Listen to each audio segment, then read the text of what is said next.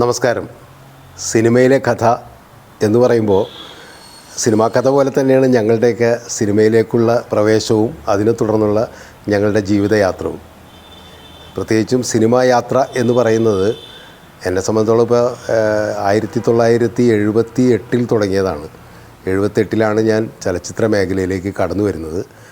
അതിനുശേഷം ഇപ്പോൾ ഇത്രയും വർഷങ്ങൾ, അതായത് 45 വർഷങ്ങളായി സിനിമയിൽ വന്നിട്ട്. അപ്പോൾ ഇത്രയും വർഷത്തെ ഒരു സിനിമാ യാത്രയുണ്ട് എൻ്റെയൊക്കെ ജീവിതത്തിൻ്റെ ഏതാണ്ട് 90% സിനിമയിൽ ചെലവഴിച്ച ആളാണ് ഞാൻ. എൻ്റെ ഒരു സിനിമാ പശ്ചാത്തലം പറയുന്നതിന് മുമ്പ് എൻ്റെ ഒരു ജീവിത പശ്ചാത്തലത്തിൽ തന്നെ സിനിമയുടെ അംശങ്ങളുണ്ടായിരുന്നു പല രീതിയിലും. അതിലൊന്ന്, എല്ലാവരും പോലെ തന്നെ ചലച്ചിത്ര പ്രേമിയായിരുന്നു ഞാൻ. കുട്ടിക്കാലത്ത് ഒരുപാട് സിനിമകൾ കാണുമായിരുന്നു. എൻ്റെ കുടുംബ പശ്ചാത്തലത്തിൽ തന്നെ സിനിമയായിട്ട് ബന്ധപ്പെട്ട ചില ആൾക്കാരുണ്ടായിരുന്നു. അതിൽ പ്രധാനപ്പെട്ട ആൾക്കാരെന്ന് പറഞ്ഞാൽ ഒന്ന് ബഹദൂറായിരുന്നു. ബഹദൂർ എൻ്റെ മദറിൻ്റെ കസിനായിരുന്നു.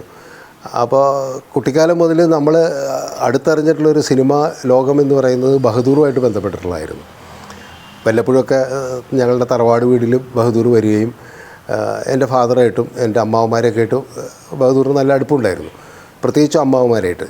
എൻ്റെ ഒരു അമ്മാവൻ, മറ്റൊരു അമ്മാവൻ സിനിമയിൽ ഉണ്ടായിരുന്നു. നേരത്തെ ബഹദൂറിനെ പോലെ തന്നെ സിനിമയിലുണ്ടായിരുന്നു. എഴുത്തുകാരനായിരുന്നു മൊയ്തു പടിയത്ത് തിരക്കഥാകൃത്താണ്, നോവലിസ്റ്റാണ്. അപ്പോൾ അദ്ദേഹം എഴുതിയ സിനിമകൾ, തിരക്കഥയൊക്കെ എഴുതിയ സിനിമകൾ, ഉമ്മ പോലെയുള്ള സിനിമകളാണ് തുടങ്ങിയത്. ഉമ്മയൊക്കെ വരുന്ന സമയത്ത് ഞാൻ വളരെ കൊച്ചുകുട്ടിയാണ്, എനിക്കൊന്നും അങ്ങനെ ഓർമ്മയില്ല. പക്ഷേ ഞങ്ങളുടെ കുടുംബം മുഴുവൻ ആഘോഷിച്ചൊരു സിനിമയുണ്ട്. അത് കുട്ടിക്കുപ്പായമാണ്. കുട്ടിക്കുപ്പായം എന്ന് പറയുന്ന എം കൃഷ്ണൻ നായർ ഡയറക്റ്റ് ചെയ്ത സിനിമ. മൊയ്തു പടിയത്ത് സ്ക്രിപ്റ്റ് എഴുതി, ബഹദൂർ അടക്കമുള്ള പ്രേം നസീർ, മധുസാറൊക്കെ അഭിനയിച്ചിട്ടുള്ള ഒരു സിനിമയാണ്. വലിയ ഹിറ്റായ ഒരു സിനിമയാണ് ജയമാരുതിയുടെ. ആ സിനിമയിലെ പാട്ടുകളൊക്കെ വലിയ ഹിറ്റായിരുന്നു. അപ്പോൾ എൻ്റെ സിനിമയായിട്ടുള്ള എൻ്റെ ഏറ്റവും വലിയൊരു അടുത്ത ബന്ധം എന്ന് പറയുന്നത് എൻ്റെ വീടിൻ്റെ അടുത്ത്, എൻ്റെ ഉമ്മയുടെ തറവാട് കൊടുങ്ങല്ലൂരിലെ എറിയാട് എന്ന് പറയുന്ന സ്ഥലത്താണ്. എറിയാട് ചേരമാൻ ടാക്കീസ് എന്ന് പറഞ്ഞിട്ടൊരു ടാക്കീസുണ്ട്. C class തിയേറ്ററാണ്. ആദ്യം നമുക്കെല്ലാവർക്കും അറിയാലോ, അന്നത്തെ കാലത്ത് എ സ്റ്റേഷനിൽ പടം റിലീസാവും. അന്ന് തൃശ്ശൂർ, എറണാകുളത്തൊക്കെ കുട്ടിക്കുപ്പായം റിലീസായി വലിയ ഹിറ്റായി. പിന്നെ അതിനെ തുടർന്ന് കൊടുങ്ങല്ലൂർ ടൗണിൽ ശ്രീകാളേശ്വരി എന്ന് പറഞ്ഞ തിയേറ്ററിൽ ആ പടം വന്ന് 50 ദിവസത്തിലധികം അന്ന് കളിച്ചു. ആ സമയത്ത് 2-3 പ്രാവശ്യം കണ്ടിട്ടുണ്ട്. പക്ഷേ എനിക്ക് കൗതുകപൂർവ്വം ഓർക്കാനുള്ളൊരു കാര്യം, ഈ എറിയാട് ചേരമാൻ ടാക്കീസിൽ, അതായത് എൻ്റെ ഉമ്മയുടെ തറവാടിൻ്റെ അടുത്താണ് ആ ടാക്കീസ്. അത് നടത്തുന്നത് ഉമ്മയുടെയൊക്കെ തന്നെ ഒരു ബന്ധു തന്നെയാണ് തിയേറ്ററിൽ നടത്തുന്നത്. അപ്പോൾ മിക്കവാറും ഈവനിങ് ഷോ, അതായത് ഫസ്റ്റ് ഷോയും സെക്കൻഡ് ഷോ ഒക്കെ ആയി കഴിഞ്ഞാൽ ഞങ്ങളുടെ കുടുംബക്കാർ തന്നെ ആയിരിക്കും മിക്കവാറും ബാൽക്കണിയിൽ മുഴുവൻ ഉണ്ടാവുക. ഒരുപാട് സ്ത്രീകൾ, അതും കണ്ടവർ തന്നെ വീണ്ടും വീണ്ടും കാണും. എൻ്റെ എനിക്കവിടെ കുട്ടിക്കുപ്പായ ഒരു 10-30 പ്രാവശ്യം കണ്ടു കാണും.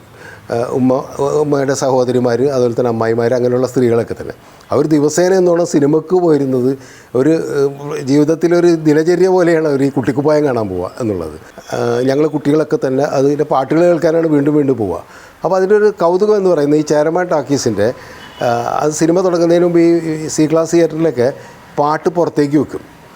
നമുക്കറിയാം, നമ്മൾ കുട്ടിക്കാലത്തൊക്കെ സി ക്ലാസ് തിയേറ്ററിൽ സിനിമ കണ്ടുള്ള എല്ലാവർക്കും അറിയാം. തിയേറ്ററിൻ്റെ അകത്ത് സിനിമ നടക്കുന്നതിന് തൊട്ട് മുമ്പ്, പടം ഷോ തുടങ്ങുന്നതിന് മുമ്പ് തന്നെ പാട്ടുകൾ പുറത്തേക്ക് വയ്ക്കും.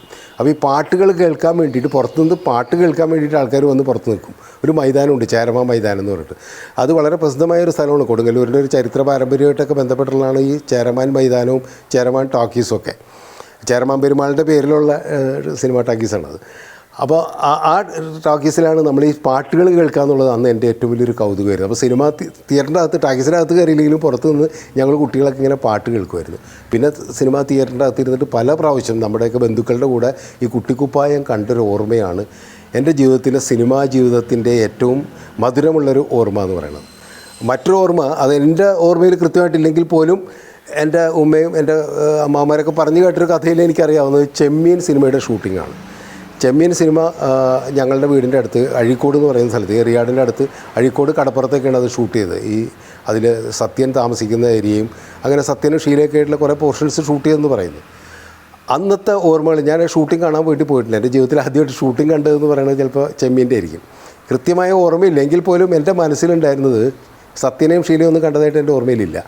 പക്ഷേ ഒരു തടിയനെ കണ്ടത് ഓർമ്മയുണ്ട് എനിക്ക്. ഭയങ്കര ഒരു തടിയൊക്കെ ഉണ്ടായിട്ട്, ഒരു വലിയ ശരീരമായിട്ടൊരു തൊപ്പിയൊക്കെ വെച്ചിട്ടൊരു വലിയ മനുഷ്യൻ, ഒരു ഊശാൻ താടി, ബുൾഗാൻ താടിയൊക്കെ വെച്ചിട്ടൊരു മനുഷ്യൻ അതിൽ കണ്ടൊരു ഓർമ്മ എൻ്റെ അവ്യക്തമായ കുട്ടിക്കാലത്തെ ഓർമ്മകളിലുള്ളതാണ്. കുറേ ആൾക്കാരും ബഹളവും ഈ ക്യാമറയൊക്കെ ആയിരിക്കാം, നമുക്കതൊന്നും വ്യക്തമായിട്ട് ഓർമ്മയില്ല. പക്ഷേ ഈ മനുഷ്യനെ എനിക്ക് ഇങ്ങനെ ഓർമ്മയുണ്ടായിരുന്നു. അത് കുറേ കാലത്തിന് ശേഷം ഞാനിങ്ങനെ നമ്മുടെ സുഹൃത്തുക്കളോടൊക്കെ പറയുമ്പോൾ അത് ആരായിരുന്നു എന്ന് ചോദിച്ചപ്പോൾ അത് രാമുകാരിയായിട്ടായിരുന്നു. ആ സിനിമയുടെ സംവിധായകനായിരുന്നു. കാരണം അദ്ദേഹത്തിന് ഏത് ആൾക്കൂട്ടത്തിൽ നിന്നാലും കാണാൻ കഴിയുമായിരുന്നു. പിൽക്കാലത്ത് ഞാൻ സിനിമയിൽ വന്നതിന് ശേഷം ഞാൻ രാമുകാരിയായിട്ടിനെ ഒരു പ്രാവശ്യമേ കണ്ടിട്ടുള്ളൂ, എൻ്റെ ജീവിതത്തിൽ നേരിട്ട് കണ്ടിട്ടുള്ളൂ. അത് മദ്രാസിൽ വെച്ചായിരുന്നു. ഞാൻ മദ്രാസിൽ സിനിമ തുടങ്ങിയ ആ കാലഘട്ടത്തിൽ, ഞാൻ മദ്രാസിൽ ആദ്യം പോയ ഒരു കാലഘട്ടത്തിൽ RK ലാബ് എന്ന് പറഞ്ഞിട്ട് മദ്രാസിലെ ഒരു ലാബറട്ടറി ഉണ്ട്, ഒരു സ്റ്റുഡിയോ ആണത്. അതിൻ്റെ അകത്ത് വെച്ചിട്ട് അടൂർ ബാസിയുടെ സഹോദരനായിരുന്ന ചന്ദ്രാജി, നടനും നിർമ്മാതാവൊക്കെ ആയിരുന്നു, ചന്ദ്രാജ് സാറുണ്ട്. ചന്ദ്രാജ് സാർ അന്ന് ഈ ലാബ് നടത്തി അതിൻ്റെ ഒരു പാർട്ട്ണറായിരുന്നു. അപ്പോൾ ആ ലാബിൻ്റെ മുമ്പിൽ വെച്ച് ഞാൻ അതിലേക്ക് അങ്ങോട്ട് കയറി വരുമ്പോൾ, അതുമായിട്ട് ബന്ധപ്പെട്ടുള്ള കഥകൾ ഞാൻ പിന്നെ പറയാം. കയറി വരുമ്പോൾ രാമുകാരിയായിട്ട് അവിടെ നിൽക്കും. നീ വലിയ മനുഷ്യൻ എന്ന് വെച്ചാൽ വലിയ ചലച്ചിത്ര ലോകത്തെ അതികായം തന്നെയാണല്ലോ രാമുകാരിയായിട്ട്. നമുക്കറിയാം, ചെമ്മീൻ്റെ സംവിധായകൻ, നമ്മളെയൊക്കെ ആരാധിക്കുന്ന, ഞാനൊക്കെ എന്നും ആരാധിക്കുന്ന ഒരു മനുഷ്യനാണ് രാമുകാരിയായിട്ട്. അദ്ദേഹത്തെ കണ്ടൊരു ഓർമ്മ എനിക്കുണ്ട്. അപ്പോൾ ചന്ദ്രാജ് ചേട്ടൻ എന്നെ പരിചയപ്പെടുത്തുകയാണ്.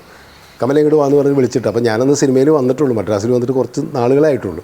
വിളിച്ചിട്ട് പറഞ്ഞു, ഇയാൾ അറിയുമെന്ന് ചോദിച്ചു. ഞാൻ പറഞ്ഞു എനിക്കറിയാം രാമുകാരിയായിട്ട് എന്ന് പറഞ്ഞു. അദ്ദേഹം എന്നെ ഇങ്ങനെ വിളിച്ചു, ആരാന്ന് ചോദിച്ചു. അങ്ങനെ ഞാൻ പറഞ്ഞു ഇങ്ങനെ മൊയ്തുപ്പടിയത്തിൻ്റെ ബന്ധുവാണെന്ന് പറഞ്ഞു, ഇങ്ങനെ ബഹദൂറിൻ്റെയൊക്കെ പശ്ചാത്തലം പറഞ്ഞു. ഉടനെ അദ്ദേഹം എന്നെ ചേർത്ത്, നീ മണപ്പുറത്തെ ചെക്കനാണല്ലേ, നീ ഇവിടെ എന്താ ചെയ്യണമെന്ന് ചോദിച്ചു.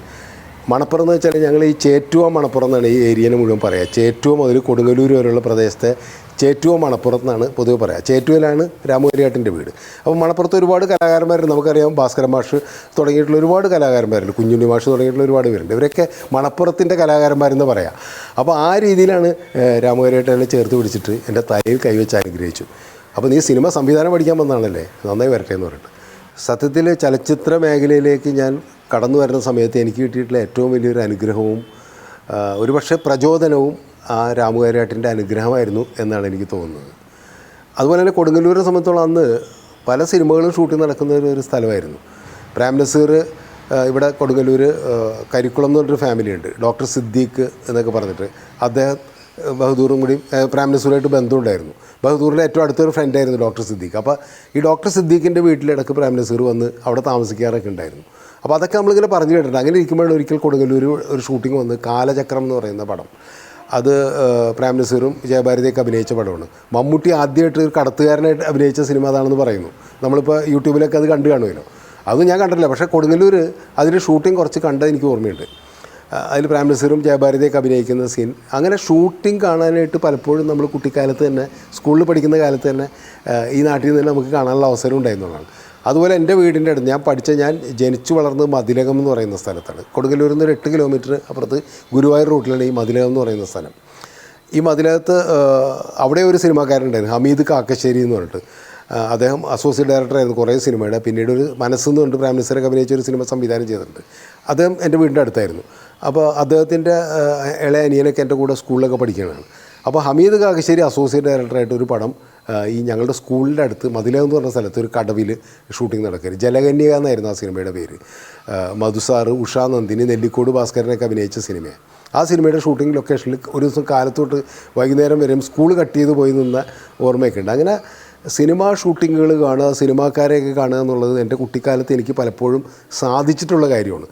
അങ്ങനെ ആയിരിക്കാം ഒരുപക്ഷെ സിനിമയോടുള്ള ഒരു ആഗ്രഹം നമ്മുടെയൊക്കെ മനസ്സിൽ എല്ലാവരെ പോലെ തന്നെ ഉണ്ടായി വന്നത്.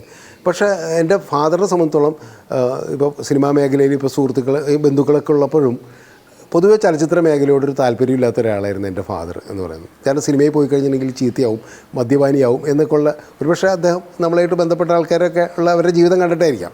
അപ്പോൾ അതുകൊണ്ട് തന്നെ അതിനെ ഒട്ടും പ്രോത്സാഹിപ്പിച്ചിരുന്നില്ല. ഞാൻ പിന്നീട് ക്രൈസ്റ്റ് കോളേജിൽ പഠിച്ചുകൊണ്ടിരിക്കുന്ന കാലത്ത് നമുക്ക് കുറച്ചും കൂടി വായനയും കാര്യങ്ങളുമൊക്കെ സിനിമയെക്കുറിച്ച് കൂടുതൽ അടുത്തറിയാൻ കഴിഞ്ഞപ്പോൾ എൻ്റെ അമ്മാവനുണ്ട്, എൻ്റെ അമ്മയുടെ അനിയൻ അഷ്റഫ്, അഡ്വക്കേറ്റ് അഷ്റഫ് അദ്ദേഹത്തിൻ്റെ പേര്. പടിയൻ എന്നുള്ള പേരിലാണ് അദ്ദേഹം അറിയപ്പെടുക. ലോ കോളേജിൽ മമ്മൂട്ടിയുടെ സീനിയറായിട്ട് പഠിച്ചിരുന്നതാണ്. അദ്ദേഹത്തെക്കുറിച്ച് ഞാൻ ഒരുപാട് പറഞ്ഞിട്ടുണ്ട്, ഒരുപാട് എഴുതിയിട്ടൊക്കെ ഉണ്ട്. അതുകൊണ്ട് ഞാൻ കൂടുതൽ പറയുന്നില്ല. എങ്കിൽ പോലും അദ്ദേഹമായിരുന്നു പിന്നീട് ചലച്ചിത്ര മേഖലയിലേക്ക് കടന്നു വരാൻ എൻ്റെ ഏറ്റവും വലിയൊരു ചാലകശക്തി എന്ന് പറയുന്നത്.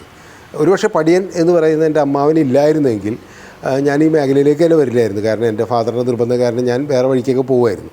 പക്ഷെ പലപ്പോഴും സിനിമ എന്താണെന്നും നല്ല സിനിമ എന്താണെന്നും നല്ല പുസ്തകങ്ങൾ എന്താണെന്നും എന്താണ് വായിക്കേണ്ടത്, എന്താണ് സിനിമയിലൂടെ കാണേണ്ടതെന്നും എനിക്ക് പറഞ്ഞു തരുന്നതൊക്കെ ഈ പടിയനായിരുന്നു, എൻ്റെ അമ്മാവനായിരുന്നു. പടിയനാണ് എന്നോട് ഈ ക്ലാസിക് സിനിമകളെ കുറിച്ച് പറയുന്നത്. കേരളത്തിലും ഞാനതിനു മുമ്പ് പ്രേം നസീറിൻ്റെയൊക്കെ സിനിമകൾ കാണുന്ന അങ്ങനത്തെ ഒരു കാഴ്ച മാത്രം, MGRൻ്റെയൊക്കെ തമിഴ് സിനിമകൾ കാണുന്ന ഒരാളായിരുന്നു. ഇതല്ല, വിദേശ സിനിമകളുണ്ട്, യൂറോപ്പിലൊക്കെ അല്ലെങ്കിൽ മറ്റു വിദേശ രാജ്യങ്ങളിലൊക്കെ മനോഹരമായ സിനിമകൾ ഇറങ്ങുന്നുണ്ട്, ആ സിനിമകൾ കാണണം എന്ന് പറഞ്ഞ് എന്നെ ഫിലിം സൊസൈറ്റികളൊക്കെ ആയിട്ട് ബന്ധപ്പെടുത്തുന്ന അദ്ദേഹമാണ്. അപ്പോൾ കൊടുങ്ങല്ലൂർ അന്നൊരു ഫിലിം സൊസൈറ്റി ഉണ്ടായിരുന്നു, കൊടുങ്ങല്ലൂർ ഫിലിം സൊസൈറ്റി. അവിടെ എനിക്ക് മെമ്പർഷിപ്പ് എടുത്ത് തന്ന് അവിടെ ചില സിനിമകൾ കാണാം. അപ്പോൾ സത്യജിത്രയുടെ സിനിമ, മൃണാൾ സെന്നിൻ്റെയൊക്കെ സിനിമകൾ ഞാൻ അങ്ങനെയാണ് കാണുന്നത്. ഞാൻ ഈ കോളേജ് പഠനകാലത്ത് എൻ്റെ കോളേജ് മാഗസിനിൽ ഞാനൊരു ചെറുകഥ എഴുതിയിരുന്നു. അത് അത്യാവശ്യം എഴുത്തും പരിപാടികളൊക്കെ ഉണ്ട്. ആ ചെറുകഥ മരണത്തെ ബേസ് ചെയ്തിട്ട് എൻ്റെ ഒരു ജീവിതമായിട്ട് ബന്ധപ്പെട്ട്, എൻ്റെ മതിലകത്ത് നടന്നൊരു സംഭവമായിട്ട് ബന്ധപ്പെട്ട, അതിൻ്റെ ഡീറ്റെയിലേക്ക് ഞാൻ പോകുന്നില്ല. ഈ കഥ കോളേജ് മാഗസീനിൽ അടിച്ചു വന്ന് ഞാനിത് പടിയനെ കാണിച്ചു, അമ്മാവനെ കാണിച്ച്. അമ്മാവൻ ഈ കഥ വായിച്ചിട്ട് എന്നോട് പറഞ്ഞു, എടാ ഇത് 7 സീൽ മാതിരി പോലെ ഉണ്ടല്ലോടാ എന്ന് പറഞ്ഞു. 7 സീൽ എന്ന് പറഞ്ഞ് ബെർഗ്മാൻ്റെ ഒരു വളരെ പ്രസിദ്ധമായിട്ടുള്ളൊരു പടമാണ്. അപ്പോൾ ആ സിനിമയായിട്ട് ഇറ്റാലിയൻ സിനിമയാണ്. അപ്പോൾ അതുമായിട്ട് ബന്ധമുണ്ടല്ലോ. അപ്പോൾ ഞാൻ ആ സിനിമ കണ്ടിട്ടില്ല അന്ന്. അപ്പോൾ പിന്നെ പുള്ളി അതിനോട് പറഞ്ഞിട്ട് ഫിലിം സൊസൈറ്റിയിൽ ആ സിനിമ വന്നു കഴിഞ്ഞപ്പോൾ 7 സീൽ എന്ന് പറയുന്ന സിനിമ കണ്ടു.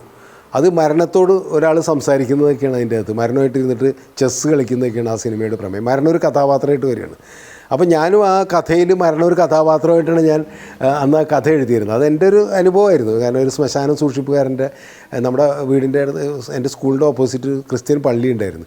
അവിടെ ഈ പള്ളിയിലെ ശ്മശാനം സൂക്ഷിപ്പുകാരൻ ഒരാളുണ്ടായിരുന്നു. അയാൾ കള്ളു കുടിച്ചിട്ട് വന്ന് പറയുന്ന കഥകളായിരുന്നു, നമ്മളോട് കുട്ടികളോടൊക്കെ പറയുമായിരുന്നു. അപ്പോൾ ഇതൊക്കെ ആ കഥയിൽ ഇങ്ങനെ ഉൾപ്പെടുത്തിയിട്ടുണ്ടായിരുന്നു. അപ്പോൾ എന്നോട് പടിയൻ പറഞ്ഞു, എടാ നമുക്കിത് തിരക്കഥയാക്കിയാലോ എന്ന് പറഞ്ഞിട്ട് ഞങ്ങൾ സിനിമയാക്കാനായിട്ട് തീരുമാനിക്കുക. അപ്പോൾ ഞാൻ എൻ്റെ കോളേജ് പഠനം അവസാനിക്കുന്ന ഒരു ഘട്ടമാണ്. അങ്ങനെ ഇരിക്കുന്ന സമയത്തുള്ള ഒരു ദിവസം പടിയൻ എന്നെ വിളിച്ചിട്ട്, എടാ നമുക്ക് എറണാകുളത്ത് പോയിട്ട് കുറച്ച് ദിവസം ഇരിക്കാമെന്ന് പറഞ്ഞിട്ട്, അന്ന് അദ്ദേഹത്തിന് അവിടെ ഒരു റൂമും കാര്യങ്ങളൊക്കെ ഉണ്ട്. അദ്ദേഹം വന്ന് ലോയൊക്കെ കഴിഞ്ഞിട്ട് പ്രാക്ടീസൊന്നുമില്ല, ഇങ്ങനെ നടക്കുകയാണ്, LLB ഒക്കെ കഴിഞ്ഞിട്ടിരിക്കുന്ന സമയമാണ്. അങ്ങനെ ഞങ്ങൾ അവിടെ പുള്ളിയുടെ ലോഡ്ജിൽ ഇരുന്നിട്ടാണ് ഇതിനൊരു തിരക്കഥയുടെ രൂപം ഉണ്ടാക്കുന്നത്. ത്രാസം എന്നായിരുന്നു ആ തിരക്കഥയുടെ പേര്. അത് സിനിമയായി പിന്നീട്. എൻ്റെ ചലച്ചിത്ര പ്രവേശം എന്ന് പറയുന്നത് ശരിക്കും പറഞ്ഞെങ്കിൽ അതാണ്. അതിന് ബാലൻ കെ നായരാണ് പ്രധാനി, ശ്മശാനം സൂക്ഷിപ്പുകാരൻ്റെ വേഷം അഭിനയിച്ചത്. അതൊരു ഓഫ് ബീറ്റ് സിനിമയായിരുന്നു, ബ്ലാക്ക് ആൻഡ് വൈറ്റ് സിനിമയായിരുന്നു. അത് 1978 ഡിസംബറിൽ, ഒക്ടോബർ നവംബറിലൊക്കെയാണ് ഷൂട്ട് ചെയ്തത്. എറണാകുളത്ത് പുല്ലേപ്പടിയിലാണ് അതിൻ്റെ ഷൂട്ടിങ്ങൊക്കെ നടന്നത്. അങ്ങനെയാണ് ഞാൻ ശരിക്കും പറഞ്ഞാൽ ഈ സിനിമയിലേക്ക് ആദ്യം വരുന്നത്. ഈ ത്രാസം എന്ന് പറയുന്ന സിനിമയുടെ ഷൂട്ടിങ്ങായിട്ട് ബന്ധപ്പെട്ട്. അപ്പോൾ അതിൻ്റെ തിരക്കഥ ഞാനും പടിയനോട് ചേർന്ന് എഴുതി, സംഭാഷണം ഞാൻ എഴുതി, എൻ്റെ കഥയും സംഭാഷണവും ഞാനാണ്, അസോസിയേറ്റ് ഡയറക്ടർ ഞാനാണ്. അപ്പോൾ അന്ന് അസോസിയേറ്റ് ഡയറക്ടർ എന്ന് പറഞ്ഞിട്ട് എനിക്ക് സിനിമയുടെ അസോസിയേറ്റ് ഡയറക്ടർ ജോലിയൊന്നും ശരിക്കും അറിയില്ല. അപ്പോൾ അത് ബ്ലാക്ക് ആൻഡ് വൈറ്റിലാണെന്ന് ആലോചിക്കണം. അന്ന് ബ്ലാക്ക് ആൻഡ് വൈറ്റിൽ നിന്ന് കളറിലേക്ക് മലയാള സിനിമ മാറിക്കൊണ്ടിരിക്കുന്ന ഒരു കാലഘട്ടം കൂടിയായിരുന്നു. അങ്ങനെ ആ സിനിമ ഞങ്ങൾ എറണാകുളത്ത് ഷൂട്ട് ചെയ്തു. അതിൻ്റെ ആവശ്യമായിട്ട് ബന്ധപ്പെട്ടിട്ടാണ് ഞാൻ ആദ്യമായിട്ട് മദ്രാസിൽ പോകുന്നത്. ഞാൻ നേരത്തെ പറഞ്ഞ രാമുകാരിയേട്ടനെയൊക്കെ ഫസ്റ്റ് കാണുന്നതിന് ശേഷമാണ് ഈ ത്രാസം. പക്ഷേ പിന്നീട് പടിയൻ്റെ കുറേ പണമൊക്കെ ഇല്ലാണ്ടായി കഴിഞ്ഞപ്പോൾ ഇടക്കാലത്ത് അതിൻ്റെ പോസ്റ്റ് പ്രൊഡക്ഷൻ്റെ സംഘം നിന്നുപോയി. അങ്ങനെ ഇരിക്കുന്ന സമയത്ത് എൻ്റെ അമ്മാവൻ, വേറൊരു അമ്മാവൻ, ഈ പടിയൻ്റെ ജ്യേഷ്ഠനുണ്ട്, യൂസഫ് പടിയത്ത് എന്നാണ് അദ്ദേഹത്തിൻ്റെ പേര്. അദ്ദേഹം ഹോമിയോ ഡോക്ടറായിരുന്നു. അദ്ദേഹം ബഹദൂറായിട്ട് വളരെ ക്ലോസ് ആണ്. പിന്നീട് അദ്ദേഹത്തിൻ്റെ മകളെയാണ് ഞാൻ വിവാഹം കഴിച്ചത്, യൂസഫ് പടിയത്തിന്. യൂസഫ് പടിയത്ത് ഒരിക്കൽ ബഹദൂറിനെ കണ്ടപ്പോൾ ഇവരെവിടെ വെച്ചിട്ട് കണ്ടു കഴിഞ്ഞ് പറഞ്ഞ്, ബഹദൂർ കുഞ്ഞാലു എന്നാണ് ബഹദൂറിനെ വിളിക്കുന്നത്, കാരണം നാട്ടിലേക്കാണ് കുഞ്ഞാലു. ഇങ്ങനെ എൻ്റെ ഒരു മരുമകൻ സിനിമ എന്നും പറഞ്ഞ്. അപ്പോൾ ഈ പടിയനെ കുറിച്ചിട്ട് ബഹദൂറിന് നന്നായിട്ട് അറിയാം. അപ്പോൾ പടിയനിങ്ങനെ ഉഴപ്പി നടക്കണതാണ്, ഒരു അനാർക്കിസ്റ്റാണെന്നൊക്കെ ബഹദൂറിന് അറിയാം. അപ്പോൾ പറയും, ആ പടിയൻ കൂടെ നടക്കണമല്ലേ, അത് അവൻ ശരിയാവില്ല, അവനോട് കോളേജിൽ ബാക്കി പഠിക്കണമെങ്കിൽ പഠിക്കാൻ പറയാം, അല്ലെങ്കിൽ ദുബായിക്ക് എങ്ങനെ പോകാൻ പറ, സിനിമ എന്നും പറഞ്ഞുകൂടെ വരണ്ടെന്ന് പറഞ്ഞു. അല്ല, അവൻ സിനിമ എന്നും പറഞ്ഞ് ഇറങ്ങി പുറപ്പെട്ടിരിക്കുകയാണ്. അപ്പോൾ എന്നോട് പറഞ്ഞ് ബഹദൂറിനോടൊന്ന് പറയാമെന്ന് പറഞ്ഞു. അങ്ങനെ ബഹദൂറിൻ്റെ ഫാദറിൻ്റെ ജ്യേഷ്ഠനുണ്ട്. അപ്പോൾ അദ്ദേഹം പറഞ്ഞാൽ കേൾക്കും. അന്ന് അദ്ദേഹം ഇതുള്ളതാണ്. അപ്പോൾ എൻ്റെ ഒരു വലിയമ്മാവനാണ് പുള്ളി. ഞാൻ അദ്ദേഹത്തെ പോയി കണ്ട് അദ്ദേഹത്തിൻ്റെ ഒരു കത്തും വാങ്ങിച്ചിട്ട് ഞാൻ ബഹദൂറിനെ കാണാൻ വേണ്ടി പോയി. ബഹദൂറിൻ്റെ വീട്ടിൽ പോയി കത്ത് കൊടുത്തു കഴിഞ്ഞാൽ ബഹദൂർ എന്നെ ഇങ്ങോട്ട് നോക്കി, എന്നിട്ട് കുറച്ചിട്ട്, നീ ഉറപ്പിച്ചിട്ട് തന്നെയാണെന്ന് ചോദിച്ചു. ഞാൻ ഉറപ്പിച്ചിട്ടാണെന്ന് പറയും. വേണ്ട, മദ്രാസിലൊന്നും വരാൻ നിൽക്കേണ്ട, ആവശ്യമില്ലാത്ത കാര്യത്തിന് നിൽക്കണ്ടെന്ന് പറഞ്ഞു. പക്ഷേ അദ്ദേഹം മദ്രാസിലേക്ക് പോയി ഒരാഴ്ച കഴിഞ്ഞപ്പോൾ ഞാൻ പെട്ടിയൊക്കെ തൂക്കിയിട്ട് മദ്രാസിൽ ചെന്നു. മദ്രാസിൽ ചെന്ന് നേരെ ബഹദൂറിൻ്റെ വീട്ടിലേക്ക് ചെന്നു. ബഹദൂർ ശരിക്കും പറഞ്ഞാൽ എന്നെ കുറേ ചീത്ത പറഞ്ഞു. എന്നിട്ട് ബഹദൂറിൻ്റെ അളിയനുണ്ടായിരുന്നു അന്ന്, അദ്ദേഹത്തോട് പറഞ്ഞു, ഇന്ന് വൈകുന്നേരം തന്നെ അവന് ടിക്കറ്റ് എടുത്തിട്ട് നാട്ടിലേക്ക് അയച്ചേക്ക്, ഇവിടെ നിന്ന് ചുറ്റിക്കറങ്ങണ്ട. കാരണം വെച്ചാൽ സിനിമ എന്നൊക്കെ പറഞ്ഞിട്ട് അവൻ്റെ അമ്മാവനെ കണക്കുണ്ട്, പടിയൻ. പിന്നെ ഈ മൊയ്തു പടിയത്തില്ല, ഞാൻ പറഞ്ഞു വേറെ അമ്മാവനാണല്ലോ. അപ്പോൾ അദ്ദേഹമൊക്കെ കുറച്ച് അനാർക്കിസം ഉള്ളതുകൊണ്ട്, അതാണ് ഞാൻ നേരത്തെ പറഞ്ഞത്, എൻ്റെ ഫാദറിന് സിനിമയോടുള്ളൊരു താല്പര്യക്കുറവിന് കാരണം അതാണ്. ബഹദൂർ എന്നോട് പറഞ്ഞ് അന്ന് തന്നെ പോയിക്കൊള്ളാൻ പറഞ്ഞിട്ട് ടിക്കറ്റൊക്കെ എടുത്തു തന്ന് തിരിച്ച് തന്നെ വണ്ടിയാക്കി. എനിക്കത് ഭയങ്കര വിഷമമായിപ്പോയി. കാരണം ഞാൻ ഒരു ത്രാസം എന്ന് പറയുന്നൊരു സിനിമയ്ക്ക് തിരക്കഥ എഴുതി അതിൻ്റെ അസോസിയേറ്റ് ഡയറക്ടറായിട്ട് ജോലി ചെയ്തിട്ട് അതിൻ്റെ റിലീസായിട്ടില്ല, പക്ഷേ പടത്തിൻ്റെ പോസ്റ്റ് പ്രൊഡക്ഷൻ നടന്നിട്ടെങ്കിലും അത്രയും ഒരു എക്സ്പീരിയൻസോടുകൂടിയാണ് ഞാൻ അവിടെ വരുന്നത്. എന്നിട്ട് ബഹദൂർ ഇങ്ങനെ എന്നോട് ആയി പെരുമാറിയല്ലോ എന്നുള്ളൊരു വിഷമം എനിക്ക് മനസ്സിൽ കിടക്കുകയാണ്. അതുകൊണ്ട് തന്നെ ഞാൻ ടിക്കറ്റൊക്കെ ആയിട്ട് വീട്ടിൽ നിന്ന് ഇറങ്ങി, അവിടെ നിന്ന് ഇറങ്ങി, ബഹദൂറിൻ്റെ വീട്ടിൽ നിന്ന് ഇറങ്ങിയിട്ട് ഞാനങ്ങ് നാട്ടിലേക്ക് പോയില്ല. ഞാൻ നേരെ ഉമാ ലോഡ്ജിൽ പോയിട്ട് റൂം എടുത്തു. ഉമാ ലോഡ്ജ് പിന്നീട് സിനിമയുടെ ആ കാലഘട്ടത്തിലെ ഒരു കോടമ്പക്കം ജീവിത കാലഘട്ടത്തിൽ മലയാള സിനിമയിൽ എല്ലാവർക്കും അറിയാവുന്ന ഒരു സ്ഥലമാണ്. ഞാനന്ന് ഉമാ ലോഡ്ജിൽ താമസിക്കാനായിട്ട് അവിടെ ചെല്ലുമ്പോൾ അവിടെ കൊച്ചിൻ ഹനീഫ, മണിയമ്പിള്ള രാജു, അന്ന് മണിയമ്പിള്ള ആയിട്ടില്ല, സുധീർ കുമാർ എന്നാണ് പേര്, അതിനുശേഷമാണ് മണിയമ്പിള്ള അഥവാ മണിയമ്പിള്ള എന്നുള്ള സിനിമ വന്നത്, ബിച്ചു തിരുമല, അങ്ങനെയുള്ള ആൾക്കാരൊക്കെ താമസിക്കുന്ന ഒരു ലോഡ്ജാണ് ഈ ഉമാ ലോഡ്ജ്. അങ്ങനെ അവിടെ ചെന്നു. ഞാനവിടെ ഒരു മാസത്തേക്ക് റൂം എടുത്ത് ഞാൻ റൂം തുറന്ന് കയറുമ്പോൾ തൊട്ട് ഓപ്പോസിറ്റ് റൂമിൽ മണിയമ്പിള്ള രാജു നിൽക്കുന്നു. അങ്ങനെ മണിയമ്പിള്ള രാജുവിനെ അവിടെ വെച്ച് പരിചയപ്പെട്ട് ഞാൻ പറഞ്ഞു ഞാനിങ്ങനെ ബഹദൂറിൻ്റെ ബന്ധുവാണ്, ബഹദൂറിനോട് പക്ഷെ പറയാണ്ടാണ് ഇവിടെ താമസിക്കുന്നത് എന്ന് പറഞ്ഞിട്ട് ഞാൻ അവിടെ അങ്ങ് കൂടി. അപ്പോൾ എനിക്കൊരു പേടിയെന്ന് വെച്ച് കഴിഞ്ഞാൽ ഈ ബഹദൂർ ഇത് അറിഞ്ഞു കഴിഞ്ഞാൽ എന്നെ ചീത്ത വിളിക്കും. അങ്ങനെ പക്ഷേ ഞാനവിടെ കൂടി മണിയമ്പിള്ളയായിട്ട് കമ്പനിയായി പിറ്റേ ദിവസം കൊച്ചിൻ ഹനീഫിനെ കണ്ടു. അതിനായിട്ട് മണവാളം ജോസഫ്, അദ്ദേഹം താഴെ താമസിക്കുന്നുണ്ട്. എന്നെ സംബന്ധിച്ചോളം ഞാൻ എൻ്റെ ചലച്ചിത്ര ജീവിതത്തിൽ തന്നെ ഏറ്റവും രസകരമായിട്ട് കാണുന്ന ഒരു കാലം എന്ന് പറയുന്നത് മദ്രാസ് ജീവിതമാണ്. അന്ന് മദ്രാസാണ്, ചെന്നൈ ആയിട്ടില്ല. അപ്പോൾ ഈ മദ്രാസ് ജീവിതത്തിൽ നമ്മൾ പരിചയപ്പെട്ട ഒരുപാട് ചലച്ചിത്ര പ്രവർത്തകരുണ്ട്. മലയാളം മാത്രമല്ല, തമിഴ്, എല്ലാ മേഖലകളിലുള്ള ആൾക്കാരുണ്ട്. ജീവിതത്തിൻ്റെ പല തുറയിലുള്ള ആൾക്കാരുണ്ട്. പിന്നീട് വലിയ വലിയ ആൾക്കാരായി മാറിയവരും ഒന്നും ആകാതെ പോയ ഒരുപാട് ആൾക്കാരുണ്ട്. അപ്പോൾ ഈ കോടമ്പക്കം ജീവിതം എന്ന് പറയുന്നത് എന്നെ ഭയങ്കരമായിട്ട് പ്രചോദിപ്പിച്ച ഒരു ഇതാണ്. കോടമ്പക്കം ജീവിതത്തിൽ നമുക്ക് സന്തോഷവും ഇതുപോലെ നമ്മളെ എന്നും ചരിത്രത്തിനോട് തന്നെ ചേർന്ന് നിൽക്കുന്ന പല ആൾക്കാരെയും പരിചയപ്പെട്ട കാര്യമാണ് ചലച്ചിത്ര മേഖലയിൽ എൻ്റെ ജീവിതം തുടങ്ങുന്ന ഒരു കാലഘട്ടം എന്ന് പറയുന്നത്. അങ്ങനെ ഞാൻ ബഹദൂറിൻ്റെ അടുത്ത് വീട്ടിൽ ചെന്നു. ഒരു കാര്യം ചെയ്യും, ഹരിഹരൻ്റെ കൂടെ വർക്ക് ചെയ്യുന്നു എന്ന് പറഞ്ഞിട്ട് ഹരിഹരനെ വിളിക്കാമെന്ന് പറഞ്ഞിട്ട് അപ്പം തന്നെ ഫോൺ ചെയ്ത് ഹരിഹരനെ വിളിച്ചു. അപ്പോൾ അദ്ദേഹം നാട്ടിലേക്ക് കണ്ട് പോയേക്കാണ്. അങ്ങനെ ബഹദൂർ ഫോൺ ചെയ്ത് ഹരിഹരൻ നാട്ടിൽ പോയേക്കാണെന്നൊക്കെ പറഞ്ഞുകൊണ്ടിരിക്കുന്ന സമയത്ത് AB രാജ് എന്ന് പറഞ്ഞ ഡയറക്ടറുണ്ട്, വലിയ ഡയറക്ടറാണ്. അദ്ദേഹം ബഹദൂറിനെ കാണാൻ വേണ്ടിയിട്ട് കയറി വന്നു. അപ്പോൾ അദ്ദേഹം ഒരു പടം തുടങ്ങാൻ വേണ്ടി അടുത്ത ആഴ്ച തുടങ്ങാൻ പോവാം. അപ്പോൾ അതിൻ്റെ ഷൂട്ടിങ്ങിന് വേണ്ടിയിട്ട് എന്തോ കാര്യങ്ങൾക്കൊക്കെ ആയിട്ട് ബഹദൂറിനെ കാണാൻ വേണ്ടി വന്നതാണ്. അപ്പോൾ പെട്ടെന്ന് എന്നോട് പറഞ്ഞു, നീ AB രാജിൻ്റെ കൂടെ വർക്ക് ചെയ്യണമെന്ന് ചോദിച്ചു. എന്നോട് ബഹദൂർ ചോദിച്ചു. അപ്പോൾ പെട്ടെന്ന് AB രാജ് എന്ന് പറയുമ്പോൾ അന്ന് ഏറ്റവും കമേഴ്ഷ്യൽ സിനിമ സംവിധാനം ചെയ്യാനാണ്. ഞാനാണ് ഈ അവാർഡ് പടത്തിൻ്റെ തലക്ക് പിടിച്ച് കിടക്കണം. IV ശശിവരൊക്കെ ഓക്കെ നമുക്ക്, അല്ലാത്ത അതിനും താഴെയൊന്നും ഇല്ല. ടൈം പറഞ്ഞു AB രാജ് സാർ എൻ്റെ ഗുരുവിനെ പോലെ ഒരാളാണ്. പക്ഷേ അത്തരം സിനിമകൾ വെച്ചാൽ കച്ചവട സിനിമകൾ, അടിയൊക്കെ ഉള്ള സിനിമകൾ ചെയ്യുന്ന ഒരു ഡയറക്ടറെ കൂടെ അസിസ്റ്റൻറ്റ് ഡയറക്ടറായി കഴിഞ്ഞിട്ടുണ്ടെങ്കിൽ നമ്മൾ സിനിമ പഠിക്കില്ല എന്നുള്ളത് തോന്നലായിരുന്നു എനിക്ക് അന്ന്. പ്രത്യേകിച്ച് ത്രാസ് എന്ന് പറയുന്ന സിനിമയുടെ തിരക്കഥാകൃത്താണ്. ഞാനൊന്ന് ആലോചിച്ച് നോക്കിയാൽ ഒരു അവാർഡ് സിനിമയല്ലേ, അതിൻ്റെ അസോസിയേറ്റ് ഡയറക്ടറായിരുന്ന ആൾ AB രാജിൻ്റെ കൂടെ വർക്ക് ചെയ്യുക, അതും തേർഡ് അസിസ്റ്റൻ്റായിട്ടൊക്കെ വർക്ക് ചെയ്യണം എന്നുള്ളൊരു കൺഫ്യൂഷനിൽ നിൽക്കുകയാണ്. അപ്പോൾ എന്നോട് ബഹദൂർ പറഞ്ഞു, നീ അങ്ങനെയാണെങ്കിൽ വീട്ടിൽ പോയി ഇരിക്കുന്നുണ്ടാവുള്ളൂ, AB രാജിൻ്റെ കൂടെയൊക്കെ വർക്ക് ചെയ്താലേ പണി പഠിക്കുകയുള്ളൂ, മനസ്സിലായില്ലേ, നിനക്ക് എന്ത് AB രാജിന് കുഴപ്പം എന്ന് ചോദിച്ചു. ഞാൻ പറഞ്ഞു കുഴപ്പമൊന്നും ഉണ്ടായിട്ടില്ല, നാളെ പോയി AB രാജിനെ കാണാൻ പറഞ്ഞു. പിന്നെ ബഹദൂർ പറഞ്ഞ അനുസരിക്കല്ലാണ്ട് എനിക്ക് വേറെ മാർഗ്ഗമില്ല. ഞാൻ പിറ്റേന്ന് AB രാജിൻ്റെ വീട്ടിൽ ചെന്ന് അങ്ങനെ AB രാജിനെ കണ്ടു കഴിഞ്ഞാൽ പറഞ്ഞു, എൻ്റെ കൂടെ 2 പേരുണ്ട്, കുഴപ്പമില്ല, മൂന്നാമത് നിന്നോളാൻ പറഞ്ഞു, ക്ലാപ്പൊക്കെ കൊടുക്കേണ്ടി വരുമെന്ന് പറഞ്ഞു. അപ്പോൾ എനിക്കതൊരു ഈഗോൻ്റെ പ്രശ്നമുണ്ട്. കാരണം ഈ ത്രാസം എന്ന് പറയുന്നത് എൻ്റെ അസോസിയേറ്റ് ഡയറക്ടറാണ്. ക്ലാപ്പ് കൊടുക്കേണ്ട അവസ്ഥയിലേക്ക് ഞാൻ എത്താമെന്ന് പറയുന്നത് ഒരു താഴെയല്ല. നമ്മൾ എന്താ പറയുക, 10ാം ക്ലാസ് കഴിഞ്ഞിട്ട് പിന്നെ 5ാം ക്ലാസ്സിൽ പോയിരിക്കുന്ന വലിയൊരു അവസ്ഥയാണ് നമ്മളെ സംബന്ധിച്ചോളം ഉണ്ടാവുക. ഞാനപ്പോൾ പുള്ളിയുടെ മുഖത്ത് നോക്കി, എന്താ വിഷമമുണ്ടോ എന്ന് ചോദിച്ചാൽ എന്നോട്. ഞാൻ പറഞ്ഞില്ല, വിഷമമൊന്നുമില്ല എന്ന് പറഞ്ഞു. ഞാൻ അപ്പോൾ ഒരു കാര്യം ചെയ്യും, 2 ദിവസം കഴിഞ്ഞ് കഴിഞ്ഞിട്ടുണ്ടെങ്കിൽ വന്നോളൂ, ബാക്കിയുള്ള പരിപാടികളൊക്കെ തുടങ്ങണമെന്ന് പറഞ്ഞു. അങ്ങനെ 2 ദിവസം കഴിഞ്ഞ് ഞാൻ ചെന്ന് കഴിഞ്ഞപ്പോൾ അതിൻ്റെ സോമൻ അമ്പാട്ട് എന്ന് പറയുന്ന കക്ഷിയാണ് അസോസിയേറ്റ് ഡയറക്ടർ. അദ്ദേഹം പടമൊക്കെ ചെയ്തിട്ടുണ്ട്. പിന്നെ PC വേണുഗോപാൽ എന്ന് പറഞ്ഞിട്ട് ഒരു വേറെ അസിസ്റ്റൻ്റ് ഡയറക്ടർ, അദ്ദേഹം പിന്നീട് സീരിയലൊക്കെ, സ്ത്രീ എന്ന് പറഞ്ഞ സീരിയലൊക്കെ ചെയ്തത് അദ്ദേഹമാണ്. സോമൻ അമ്പാട്ടും പടമൊക്കെ ചെയ്തിട്ടുണ്ട്. പക്ഷെ അവർ രണ്ടുപേരും നല്ല സ്നേഹത്തോടുകൂടി എന്നോട് പെരുമാറിയത്. പുനലൂരായിരുന്നു ഷൂട്ടിങ്, അത് നല്ല മഴക്കാലത്തുമാണ്. ആ പടത്തിൻ്റെ പേര് ആനക്കളരി എന്നാണ്. ഈ വിൻസെൻ്റ് ഉണ്ണിമേരിയൊക്കെയാണ് ആ സിനിമയിൽ. ആനയൊക്കെ ആയിട്ട് ബന്ധപ്പെട്ടൊരു സിനിമയാണ്. അത് റിലീസായിട്ട് അങ്ങനെ കാര്യമായിട്ട് ഓടിയൊന്നുമില്ല, ഒരു അടിപ്പടം അത്രേ ഉള്ളൂ, അല്ലാണ്ട് വേറെ ഒന്നും അതിനില്ല. അത് പോകുന്നത് മദ്രാസിലെ എഗ്മോർ സ്റ്റേഷനിൽ നിന്ന് പുനലൂരിലേക്ക് അന്ന് ഈ മറ്റേ ഇതാണ്, മീറ്റർ ഗേജാണ്, ബ്രോഡ് ഗേജ് അല്ല. അപ്പോൾ ഈ കരിവണ്ടി എന്ന് പറയില്ലേ, നമ്മുടെ ഈ കൽക്കരി ഒക്കെ നിറച്ചിട്ടുള്ള തീവണ്ടിയാണ്. ഒന്ന് ആലോചിച്ച് നോക്കിയാൽ, പഴയ സിനിമകളിലേക്ക് നമ്മൾ വിൻറ്റേജ് സിനിമകളിലേക്ക് കണ്ടിട്ടുണ്ടാവും. ഈ കരിവണ്ടിയിലാണ് ഞങ്ങളുടെ യാത്ര. രാവിലെ പുനലൂരിൽ നിന്ന് ഇറങ്ങുമ്പോൾ ഫുൾ കരിയൊക്കെ ആയിട്ടാണ് നമ്മളവിടെ ചെന്ന് ഇറങ്ങുന്നത്. നല്ല മഴയും. ആ സിനിമയിലാണ് ഞാൻ വർക്ക് ചെയ്യണത്. ഞാൻ ക്ലാപ്പ് അടിക്കാൻ പറഞ്ഞില്ല, എന്നോട് ചെയ്തല്ലേ പറ്റൂ. ഞാൻ ആദ്യം ക്ലാപ്പ് അടിക്കുന്നത് ഉണ്ണിമേരിയുടെ മുഖത്താണ്, മനസ്സിലായില്ല. അപ്പോൾ ഉണ്ണിമേരിയുടെ മുഖത്ത് ക്ലാപ്പ് അടിച്ചിട്ടുണ്ട്. അപ്പോൾ ത്രാസ് എന്ന് പറയുന്ന ഒരു സിനിമ ഫുൾ അസോസിയേറ്റഡ് വർക്ക് ചെയ്തെങ്കിലും ഞാനതിന് ക്ലാപ്പ് അടിച്ചിട്ടില്ല. കാരണം ക്ലാപ്പ് അടിക്കാൻ വേണ്ടി ക്ലാപ്പ് ബോയ് വേറെ ആളുണ്ടായിരുന്നു. എനിക്കത് കുറവായിട്ടല്ല ഞാൻ പറയണ്ട, പക്ഷേ സിനിമയിൽ ചില അനുഭവങ്ങളാണ്. ഞാൻ ക്ലാപ്പ് അടിച്ചു, ഉണ്ണിമേരിയുടെ മുഖത്ത് ക്ലാപ്പ് അടിച്ചു. എനിക്കത് ഞാൻ പിന്നീട് എൻ്റെ പടത്തിൽ ഉണ്ണിവേരി അഭിനയിച്ചിട്ടുണ്ട്. അഭിനയിച്ചപ്പോഴൊക്കെ ഞാൻ ഉണ്ണിവേരിയോട് പറഞ്ഞു, നിൻ്റെ മുഖത്ത് ക്ലാപ്പ് അടിച്ചുകൊണ്ടാണ് ഞാൻ സിനിമയിൽ വന്നത്. അപ്പോൾ ഉണ്ണിവേരി എന്നോട് പറയായിരുന്നു അതിൻ്റെ ഐശ്വര്യം ഉണ്ടെന്ന് പറയുമായിരുന്നു. അപ്പോൾ ഇതൊക്കെ നമുക്ക് ജീവിതത്തിൽ മറക്കാൻ പറ്റും. പിന്നെ നസീർ സാർ, പ്രേം നസീറിൻ്റെ കൂടെ വർക്ക് ചെയ്തു, മധു സാറിൻ്റെ കൂടെ വർക്ക് ചെയ്തു, ഒരുപാട് സോമൻ സുകുമാരൻ, ആ കാലഘട്ടത്തിലുള്ള എല്ലാ നായകന്മാരുടെ കൂടെയൊക്കെ, നായികമാരുടെ കൂടെ, ഷീല ജയഭാരതി മേലുള്ള എല്ലാവരുടെ കൂടെയൊക്കെ നമ്മൾ അസിസ്റ്റൻറ്റ് ഡയറക്ടറായിട്ട് വർക്ക് ചെയ്തിട്ടുണ്ട്. അതൊക്കെ ഒരു അനുഭവമാണ്. ആ കാലത്തെക്കുറിച്ച് ഞാൻ കൂടുതൽ പറയുന്നില്ല, കാരണം എന്ന് വെച്ച് കഴിഞ്ഞാൽ അത് കുറേ എപ്പിസോഡുകളിൽ പറയാനുണ്ടാവും. പക്ഷേ ഈ തുടക്കകാലത്തുണ്ടായിരുന്ന നമ്മുടെ ഈ അനുഭവം ഉണ്ടല്ലോ, ഞാനിത് പറയാൻ കാരണം എന്ന് വെച്ച് കഴിഞ്ഞാൽ, ഞാൻ എൻ്റെ കൂടെ ഒരുപാട് പേര് പിന്നീട് സഹസംവിധായകരായിട്ട് വന്നു. നിങ്ങൾക്ക് എല്ലാവർക്കും അറിയാമായിരിക്കും, മലയാളത്തിൽ തന്നെ പല വലിയ സംവിധായകരും എൻ്റെ കൂടെ സിനിമ തുടങ്ങിയ ആൾക്കാരാണ്. ഇപ്പോൾ ദിലീപ്, ഷൈൻ ടോം ചാക്കോ പോലുള്ള നടന്മാരൊക്കെ തന്നെ എൻ്റെ കൂടെ അസിസ്റ്റൻറ്റ് ഡയറക്ടറായിട്ട് തുടങ്ങിയ ആൾക്കാരാണ്.